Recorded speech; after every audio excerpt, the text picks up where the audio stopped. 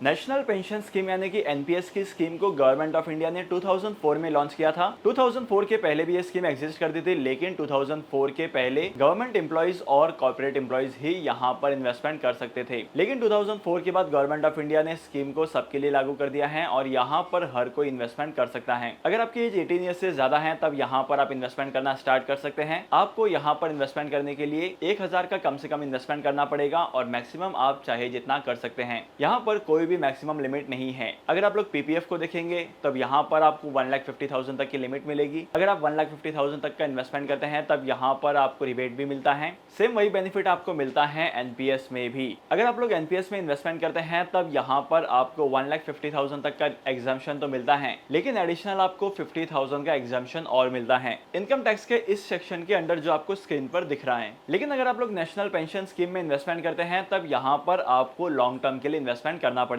आपने एनपीएस के अकाउंट में जितने भी इन्वेस्टमेंट की है वो मेच्योर होगी 60 इयर्स के बाद में। मतलब अगर आप लोगों ने 18 इयर्स की एज से इन्वेस्टमेंट करना स्टार्ट किया है एनपीएस में तब यहाँ पर आपको बहुत ज्यादा रुकना पड़ेगा। अगर वहीं पर रिटर्न की बात की जाए तो एनपीएस की स्कीम में इन्वेस्टमेंट करके आप 9 to 11% के बीच के रिटर्न कमा सकते हैं। Over the period of time long term में देखा गया है कि अभी तक जितने लोगों ने भी इन्वेस्टमेंट किया है उन्हें 9 to 11% के बीच के रिटर्न मिले हैं। ऐसा बहुत ही कम बार हुआ है कि इस लेवल से कम के रिटर्न मिले हो। लेकिन अगर आप लोग नेशनल पेंशन स्कीम में इन्वेस्टमेंट करना चाहते हैं तब यहाँ पर इन्वेस्टमेंट कैसे करना है। अगर आपका सेविंग अकाउंट है पब्लिक सेक्टर अंडरटेकिंग बैंक में यानी कि ऐसे बैंक जो गवर्नमेंट के हैं तब वहां पर जाकर आप एनपीएस के लिए अप्लाई कर सकते हैं, या एनएसडीएल की वेबसाइट पर जाकर भी आप एनपीएस के लिए एप्लीकेशन फाइल कर सकते हैं और केवाईसी वेरिफिकेशन होने के बाद आपका अकाउंट एक्टिवेट हो जाएगा। और अगर आपको इन्वेस्टमेंट करना है तो आप लोग ऑनलाइन इन्वेस्टमेंट कर सकते हैं। आपको एनपीएस का अकाउंट नंबर आएगा, उस अकाउंट नंबर के हिसाब से आप ट्रांजैक्शंस कर सकते हैं, इन्वेस्टमेंट कर सकते हैं।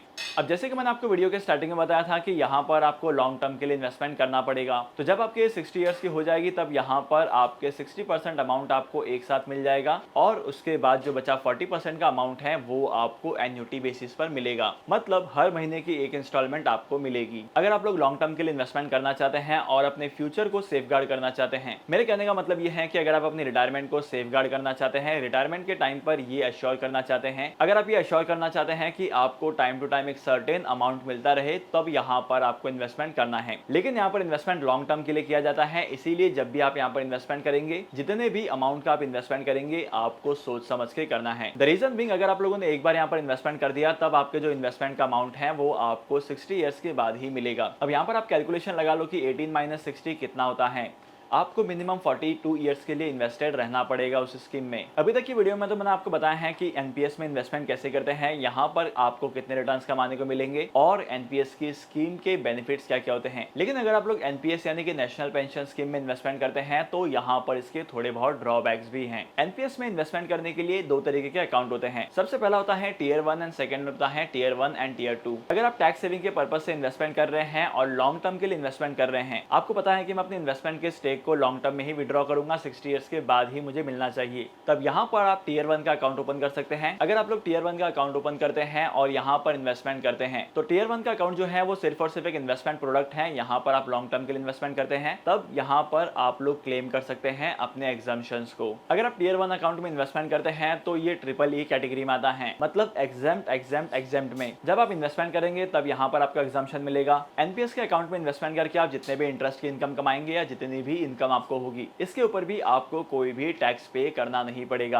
और इसके बाद जब एनपीएस अकाउंट की मैच्योरिटी होगी और जब आपको अमाउंट मिलेगा मैच्योरिटी का तब भी यहाँ पर आपको इस अमाउंट पर कोई भी टैक्स नहीं पे करना है। लेकिन यहाँ पर छोटा सा कैच है। अब जैसे कि मैंने आपको वीडियो के स्टार्टिंग में बताया था कि आपको जो अमाउंट है वो 60% और 40% के कैटेगरी में आएगा। मतलब जब आपका अमाउंट 60% वाली कैटेगरी में आता है, एक साथ में आपके पास आता है, तब उसके ऊपर आपको कोई भी टैक्स पे नहीं करना पड़ेगा। लेकिन एन्युटी बेसिस पर अगर आप लोगों के पास पैसा आता है तो उसके ऊपर आपको टैक्स पे करना पड़ेगा। सेकंड ड्रॉबैक यहाँ पर यह है कि अगर आपको फ्यूचर में कोई रिक्वायरमेंट पड़ती है, पैसों की बहुत ज्यादा जरूरत पड़ जाती है, बहुत ही ज्यादा इमरजेंसी कंडीशन हो जाती है, तब यहाँ पर ऐसी कंडीशंस में आप अपने नेशनल पेंशन स्कीम के इन्वेस्टमेंट्स को विड्रॉ कर सकते हैं अप टू 20% तक की लिमिट को ही। मतलब अगर आप लोगों ने 1 लाख का इन्वेस्टमेंट किया है एनपीएस के अकाउंट में तो ऐसी कंडीशन आने पर आप सिर्फ और सिर्फ 20,000 तक का ही विड्रॉवल कर पाएंगे और लिस्ट केसेस में आप मैक्स टू मैक्स 25% तक के अमाउंट को विड्रॉ कर सकते हैं। मतलब आपका केस अगर बहुत ही ज्यादा सीरियस है तो यहाँ पर आपको 25% तक के विड्रॉवल का ऑप्शन मिलेगा, जहां पर आपके 1 लाख रुपए की इन्वेस्टमेंट पर आपको सिर्फ और सिर्फ 25,000 तक का अमाउंट ही मिलेगा इस्तेमाल करने के लिए।